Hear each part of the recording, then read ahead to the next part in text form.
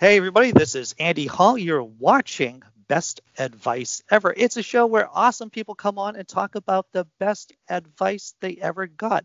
Today, I'm talking with Melissa McCue-McGrath. Is that correct, Melissa? Did I get all the mix right? You got all the mix.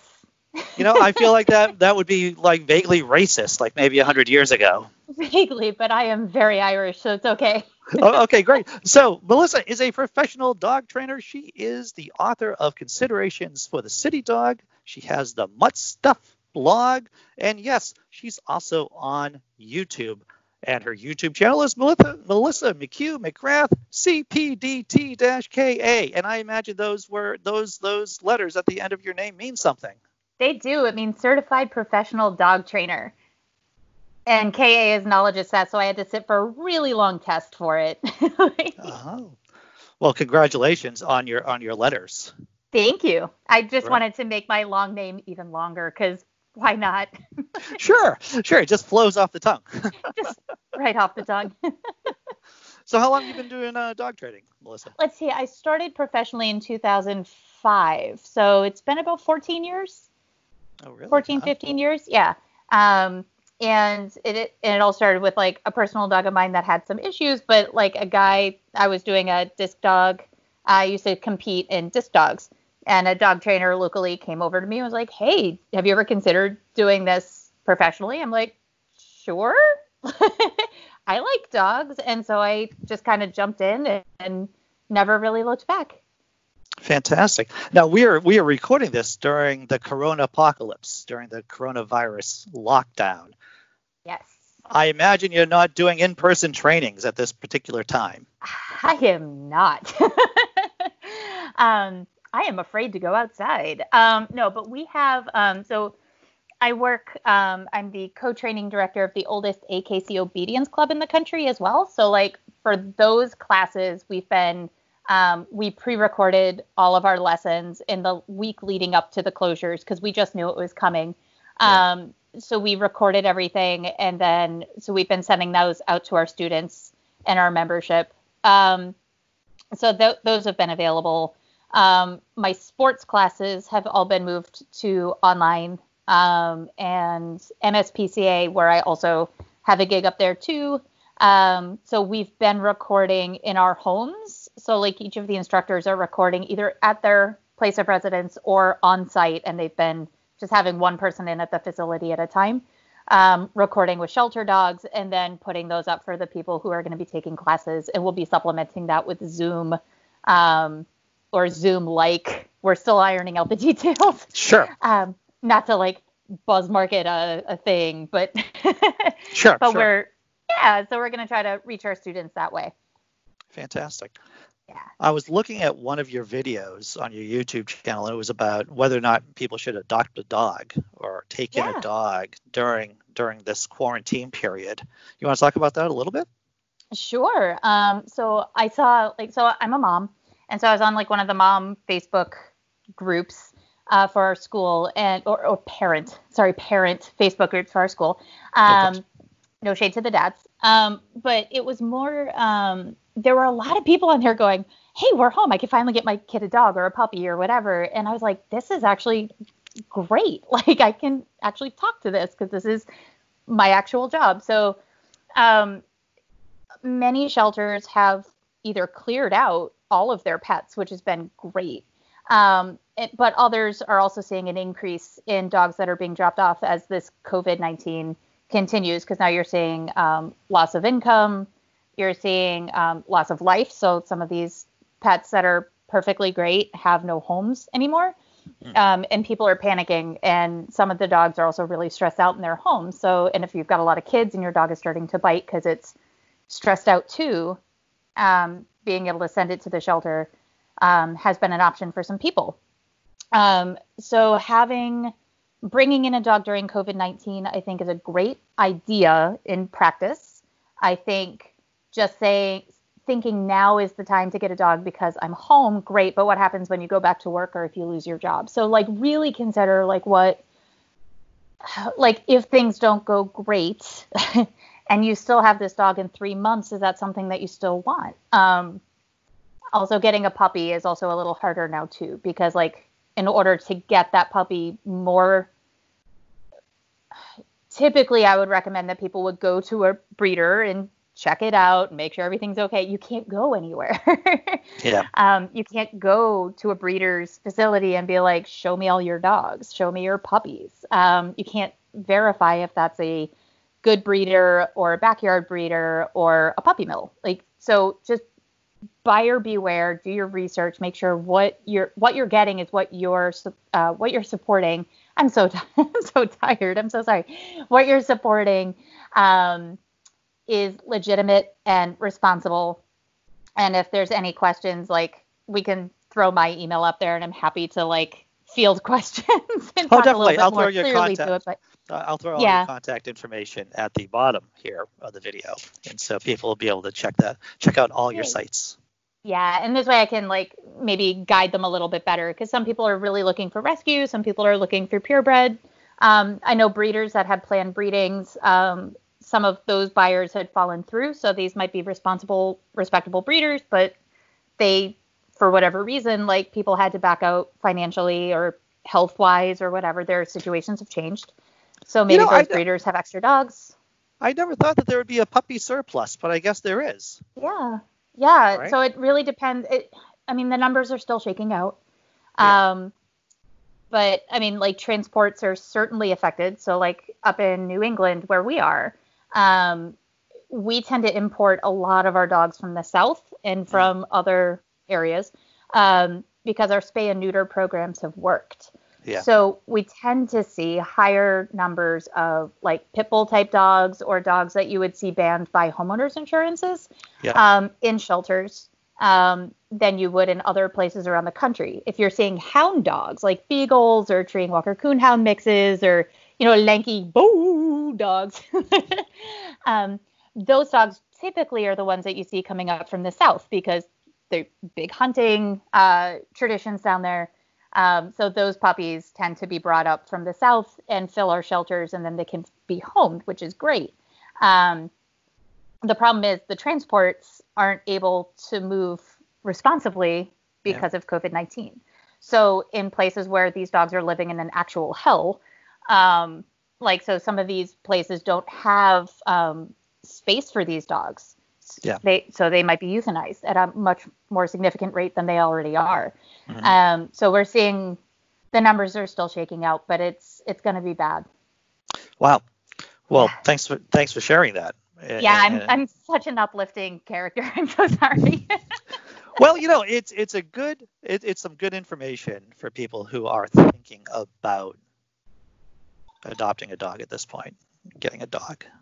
Yeah, I think as long as people are doing it responsibly and they're really thinking about the implications of what it really is to have a dog, then go with God or whatever. Have fun, get that puppy, get the dog. There's plenty of online resources, but if it's just like, oh, I'm home and I'm bored and now I want to get a dog, that's a little bit more dicey. And I would just rather make sure the person knows what that entails before clicking yes, purchase puppy, and then getting one.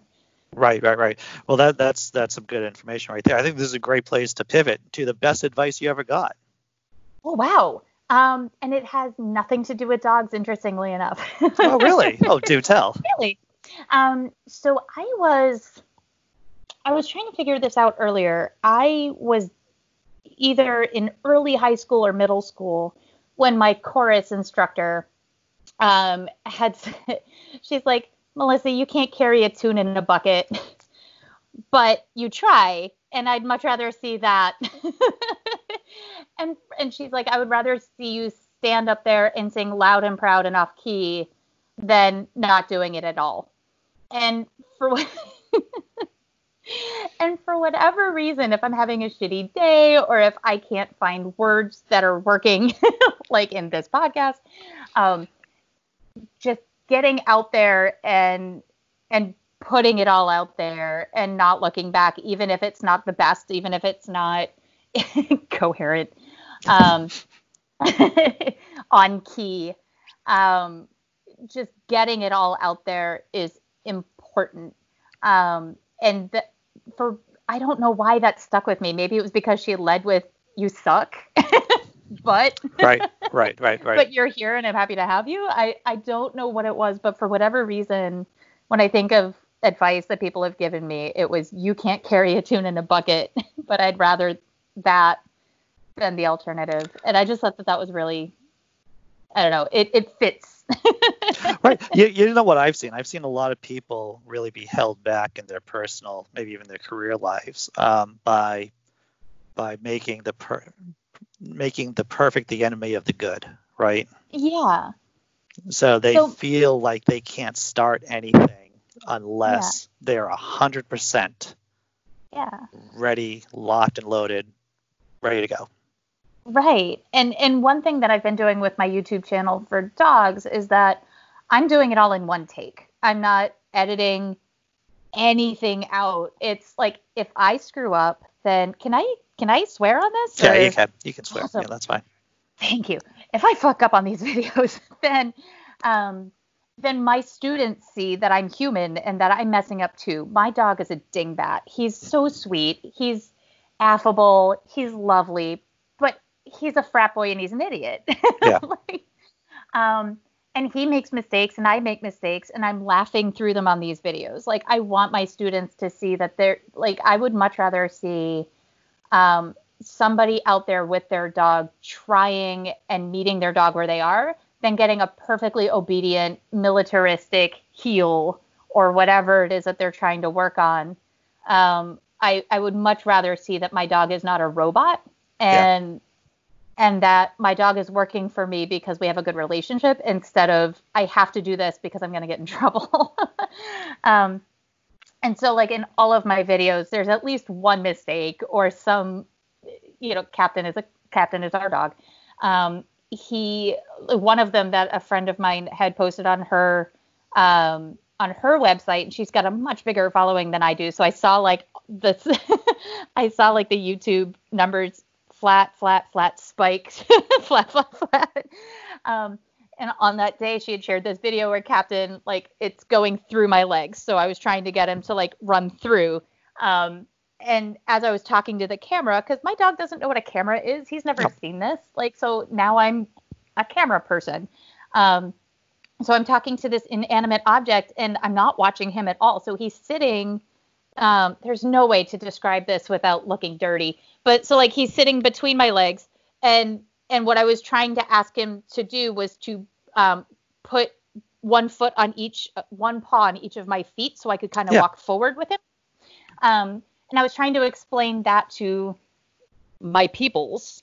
Right. And so the dog is sitting there. I'm going through a little explanation, and the dog just got pissed, and he took one step back and with his snout goes bonk, like right in my ass. It was like, and I'm like, all right, I went on too long. So it's great comic relief. And like, there's all of them. Like one of them, we were doing a long line is like a 30-foot rope that you can use. So like Captain, I can't let off leash because he'll follow his nose and he'll get lost. So he just goes out on a 30-foot line. We'll go out to a field. He can play, whatever, but he can't get away. And I was trying to practice long line sits. So he'll be like 30 feet away and then yell out, Captain, sit. And this is the first video. He runs into the woods and takes a dump. And I've got it on camera. And I'm like, great. Of course you did. So like, and I keep all of those things in there. So I go back to thinking of Mrs. Jones with her, like, well, you can't carry a tune in a bucket, but you're doing the best you can. And and I feel like it's given like a sense of humor to the whole thing that I might otherwise not have had if I like had started my entire business model as an online dog trainer. I'm just a schlub trying to figure this out like everyone else. Sure. Yeah. You know, that's really interesting that you leave the bloopers in the videos, because it really does. It creates realistic expectations for what people should be, when they train their dog, what's going to happen. Right. And and they might run into the woods and take a dump. Yeah. When you're trying to get their attention. Or they might, bump you in the ass, basically, right? Right. He was just like, I'm done with this. Boop. So yeah, I mean, they're not robots. They've got senses of humor too, as do we. And I think people come to trainers like me to have a pet dog that is generally well behaved, is good around their kids. Like, I work for the oldest AKC obedience club in the country, which is like that kind of more rigid, like you take the dumbbell and you throw it out and the dog runs out in a straight line, picks up the one that has your scent on it and like brings it back and sits perfectly straight.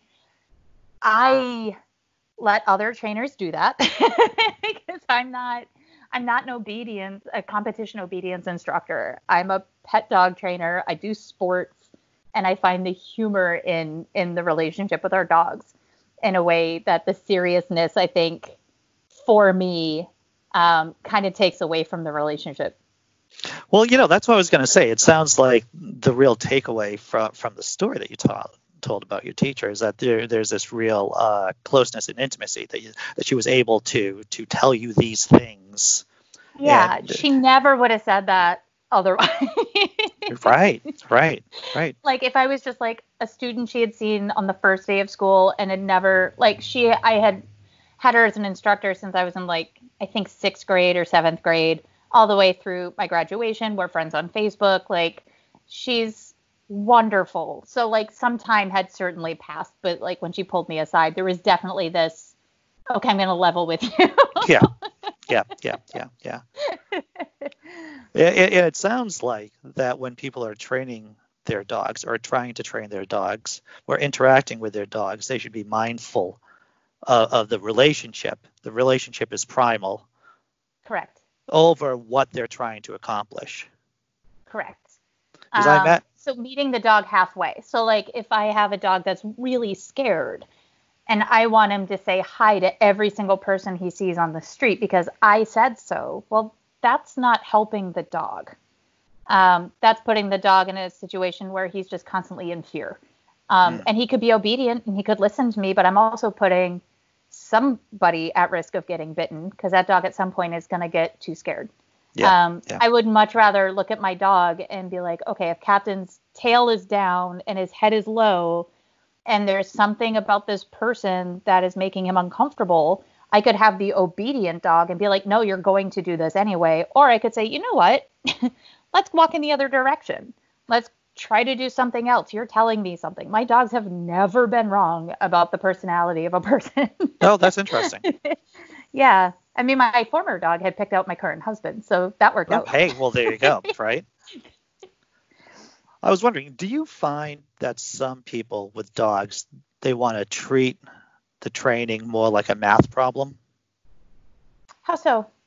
Well, if you're considering the relationship to be the primary item or thing of importance, and that makes the training to be secondary in many respects.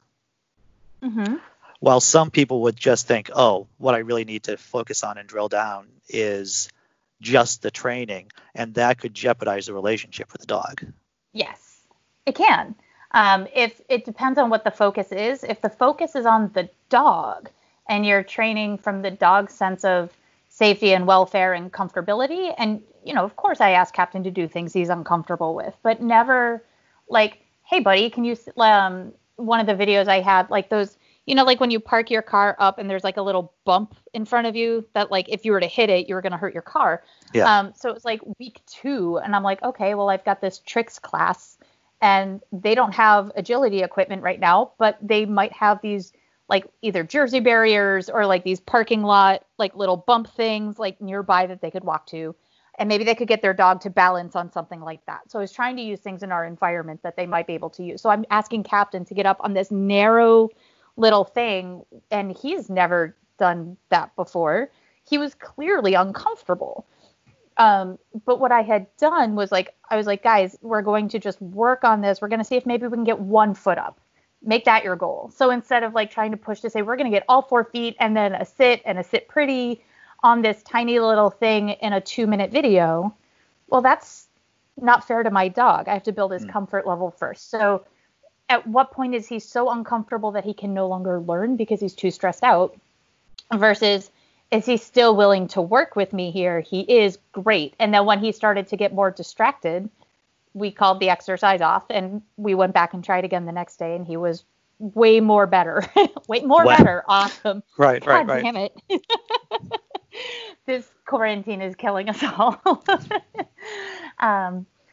But like he was better prepared for it because he had seen it the day before. He's like, oh, okay, no big deal. I can put my foot on it. This is great. And then I was able to get 3 legs on it. And then 3 days later, we tried again. He was able to stand on it. So it was piece by piece, looking at his level of stress. Is he able to work or not? Is it really that important that I keep pushing him or not? Like, and just trying to like make it more of a communication between the two of us instead of no, because I said so. Does that make sense? Oh, yeah, it totally makes sense. Now, you're a mom. We were talking about that before we started recording. How does that piece of advice, or does that piece of advice that you received, inform how you parent? I'm constantly telling Ace we got to do the best we can with the tools we have. And I've been saying that to her a lot in the last 5 weeks now. She can't see her friends, but we have Google Hangouts, or she can't go to her capoeira class, but we can find something on YouTube. So like even today, like just before we started recording, she was falling apart, and I can't blame her for falling apart. It's been 5 weeks stuck in the house with me, so I'd be falling apart too. Sure. The only people she's seen are her parents for 5 weeks. So just to put that into context, if you were stuck at home with your parents right now for over a month and you couldn't just leave because you're a kid and you don't have autonomy and you live in a city, so you can't walk down the street. So it's not like you can open up the back door and say, go out in the woods and play for 6 hours. Like, come back when you have to pee or you're bleeding. So for her, it's that piece of advice that Ms. Jones gave me. There's definitely been a lot of, well, like, you're really bad at this. But like even today, like she was trying to say that she can't write. She just wants to draw. So her teachers had asked her to do this writing prompt that was, how do you see the world in 100 years? And I mean, I have my theory. I've seen Mad Max. Right. But she hasn't. And so she wanted to draw what she thought it was like. And that was a really good drawing. But I'm like, well, now you have to explain this in a way that she can understand it. Because if you're just looking at this picture, 7-year-old, she's not going to understand what any of this is. So you have to explain some of it. And she lost it. Like so being able, I'm like, you don't have to write perfectly. You don't know how to write words perfectly yet. You're 7, but do the best you can. So sound them out, tap them out, like just write it. She had a temper tantrum. She came back out. She was able to then just like focus and write 2 sentences over what that picture was. And it was, we live on Pluto with ice volcanoes and wolves. It's like, see, you're not going to get that from just a picture. You needed the description. I'm intrigued by the ice volcanoes. It was the ice volcanoes. She's like, do they have volcanoes on Pluto? So we asked Google. Right. Which they couldn't do during the Spanish flu of 1918. So right. So we looked, and it appears that Pluto has cryovolcanoes, which are like ice volcanoes. And that was the expression that she gave. She was like, so then she drew like this picture. She's like, we now live on Pluto and we have wolves and we live with ice volcanoes. And that's the future that she's envisioning. I just want to see that movie. I think it sounds pretty cool. Right? Steven Seagal is probably in it. Oh, right. Because the wolves are probably giant wolves. And let's see. Oh, Samuel L. Jackson. He's just like, he's the scientist. Right. And he's just mad. Angry scientist. Yeah, I definitely angry scientist guy. Oh yeah. Oh right. Totally. Oh, it's been a half an hour. I've already written this whole thing. Fantastic. She was really mad in her room, so I took some time. Nice. Well, that was great. I think that was a really great piece of advice about dogs, and about that piece of advice about doing what you're doing and owning it and doing it loud and proud. Do what you love, and don't worry about being perfect. If you love it, and it brings you joy, keep going. And yeah, I mean, I don't sing anymore. I mean, I used to, but I mean, I'm sure you and I have gone to karaoke at some point. Like, maybe. We did Maybe that we did that open mic thing down at Right. Sally O'Brien's back in the day. Right. So like just getting up there and get up on a microphone, say your piece, hopefully get somebody to laugh at you if that's the goal. If it's not they're laughing, then you didn't do it right. There is virtue in boldness, if nothing There else. is. That is true. There is virtue to be found there. Melissa McCue-McGrath, thank you for coming on Best Advice Ever. Where can people find you online?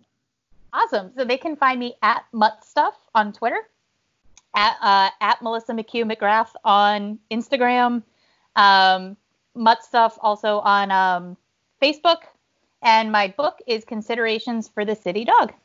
Fantastic. And I'll put all those links down in the description below. Thank you. Down here? Down there. Exactly. Down there. Down there. All right. Well, thanks again. It's good talking to you, Andy. Good talking to you too. Bye.